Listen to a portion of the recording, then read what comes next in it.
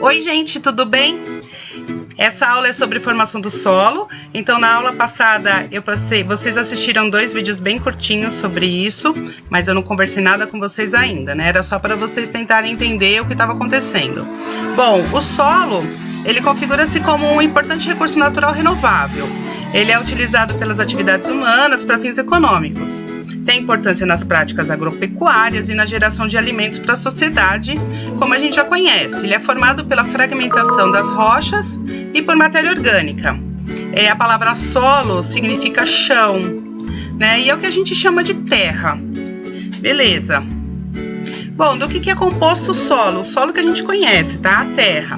Ele é composto principalmente pela matéria mineral, que é 46%, que tem argila, areia, silt e cascalho. 4% de matéria orgânica. Matéria orgânica são restos de plantas, animais mortos e decompostos, que é o que a gente chama de humus. 25% de ar e 25% de água, tá? Que elas se encontram armazenadas nos poros e são absorvidas pelas raízes das plantas. Então, essa é a composição do solo, importante vocês saberem, tá? Vamos lá agora. O processo de origem e constituição dos solos é chamado de pedogênese. Tá? Então, pedo vem do grego, significa solo, e ele também pode significar criança, né? No sentido de infância. E aí é que vem algumas palavras, como pediatria, pedi vem de pedo, tá? De criança, pediatra, né? E gênese vem de criação, também lembra uma parte da Bíblia, né? De Gênesis, então pedogênese, criação do solo, né? Formação do solo. Beleza. Vamos lá então. No início, tá? Não existia terra, não existia solo no nosso planeta. Só existia grupos rochosos, que está demonstrado aqui por essa parte aqui mais clara. E eles eram desgastados lentamente, isso foi muito lentamente, pelo intemperismo, que a gente já estudou. Vocês já sabem o que é o intemperismo. Então, tudo começou com a fragmentação da rocha-mãe. Então, essa rocha principal aqui, que é de onde tudo se originou, a gente chama de rocha-mãe. Essa fragmentação foi causada pelo intemperismo, tá? Então, é pelo vento, chuva, variação de temperatura. Vocês viram os tipos de intemperismo e tudo. Tudo bem, então é assim que começou. Primeira coisa, número 1, tá?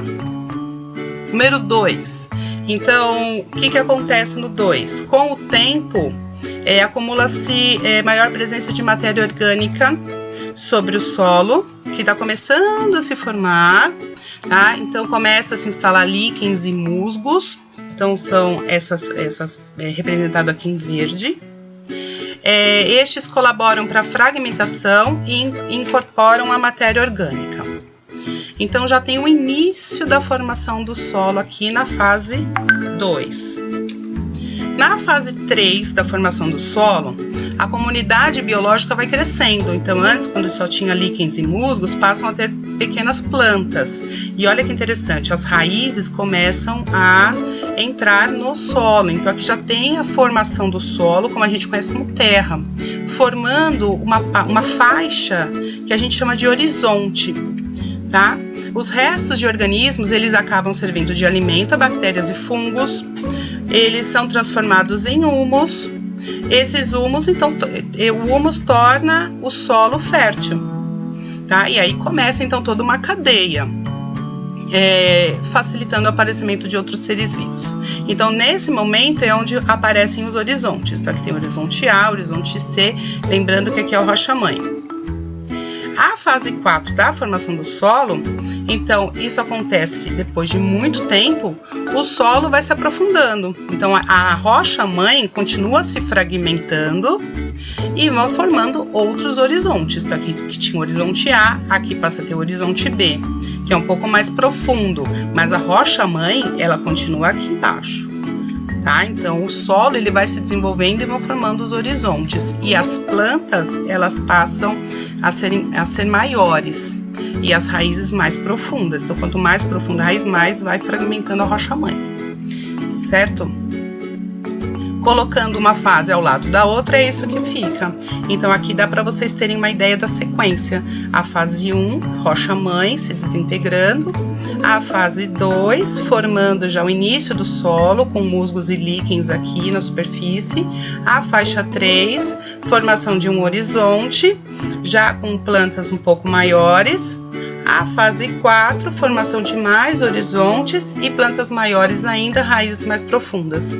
Tá? Então aqui é o momento onde o solo consegue, já está desenvolvido e sustenta uma vegetação densa, certo? Só para deixar claro o que são esses horizontes, né? Que são camadas. Então cada camada seria um horizonte. Claro que a gente não precisa decorar esses horizontes. No sexto ano não há necessidade de vocês saberem o que é o horizonte 0, o que é o A, o que é o B, o que é o C, o que é o R. O R é a própria rocha-mãe, né? Mas é só para vocês terem uma noção de que existem esses horizontes no solo, tá? Então, nossa aula de formação do solo, a gente fica por aqui. Beijo, tchau!